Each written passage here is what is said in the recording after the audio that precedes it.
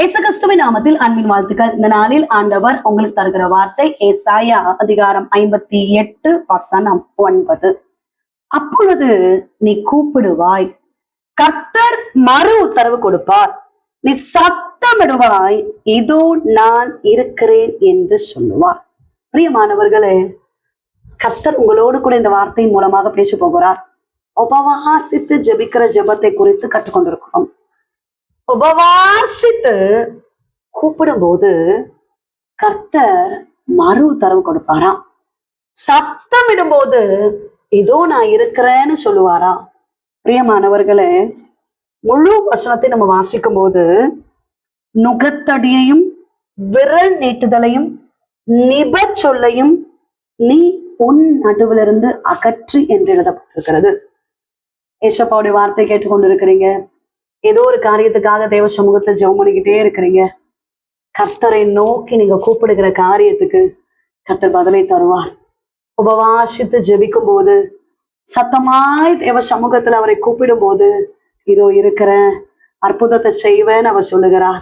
பிரியமானவர்களே, உபவாசித்து ஜெபிக்கிற ஜெபத்தின் வல்லமை அது மேன்மையானது. உபவாசித்து ஜெபித்த ஜெபம் எத்தனையோ நன்மைகளை, எத்தனையோ ஆசீர்வாதங்களை பெற்று தந்திருக்கிறது. நீங்களும் ஆண்டவருடைய சமூகத்துல நேரங்களை ஒதுக்கி வைத்து காத்திருந்து உபவாசியுங்கள். கூப்பிடுதலுக்கு பதில் கிடைக்கும். எத்தனையோ நபர்களை வேதத்துல பார்க்கிறோம். பர்த்திமேயு என்ற பார்வை தெரியாத நபர் இயேசுவே தாவீதின் குமாரனே என்று கூப்பிட்டார். உத்தரவு கிடைச்சிச்சு, பதில் கிடைத்தது. உங்க வாழ்க்கையிலும் நீங்க ஜெபித்து கொண்டிருக்கிற காரியங்களுக்கு உத்தரவு கிடைக்கணும்னா உபவாசியுங்கள், ஜெபியுங்கள். கர்த்தர் பெரிய காரியங்களை செய்வார். ஜெபிப்போம். நீங்க நேசிக்கிறீங்க நல்ல தகப்பனே, இந்த கால வேலைக்காக நன்றி செலுத்துகிறோம். கர்த்தர் தந்த நல்ல வார்த்தைக்காக நன்றி அப்பா. உபவாசித்து ஜெபிக்கிற ஜெபத்தை குறித்து கற்றுக்கொண்டு இருக்கிறோம் அப்பா. கூப்பிடுவாய், நான் இருக்கிறேன்னு சொல்லுகிறீரே, மறு உத்தரவு தருவேன்னு சொல்லுகிறீரே. அருமையான தேவ பிள்ளைகளுக்காக ஸ்தோத்திரம். குடும்பங்களை ஆசீர்வதிங்க, குடும்பங்களை காத்து கொள்ளுங்க, குடும்பங்களை சமாதானத்தை கொடுங்க.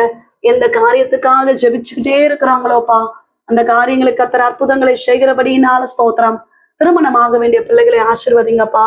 கர்ப்பத்தின் கனிக்காக காத்திருக்கிற பிள்ளைகளை ஆசீர்வதிங்கப்பா. கர்ப்பிணிகளை கர்த்தர் ஆசீர்வதிக்கிறபடியினால ஸ்தோத்திரம். ஒரு ஜாபுக்காக ட்ரை பண்ணிட்டு இருக்காங்கப்பா. படிச்ச படிப்பு கேட்டு நல்ல வேலைகளை கொடுங்கப்பா. கையின் பிரயாசங்களை ஆசீர்வதிங்க. கைது செய்கிற வேலைகளை ஆசீர்வதிங்க. வியாபாரங்களை ஆசீர்வதிங்க. தொழில்களை ஆசீர்வதிங்கப்பா. ஏசப்பா, ரட்சிக்கப்படாத நபர்களை கர்த்தர் ரட்சிக்கிறபடியினால ஸ்தோத்திரம். படிக்கிற பிள்ளைகளை கர்த்தர் ஆசீர்வதிங்கப்பா. பலவீனத்தோடு இருக்கிற பிள்ளைகளுக்காக ஜெபிக்கிறோம். ஆண்டவன் நல்ல சுகத்தை தருகிறபடியினால ஸ்தோத்திரம்.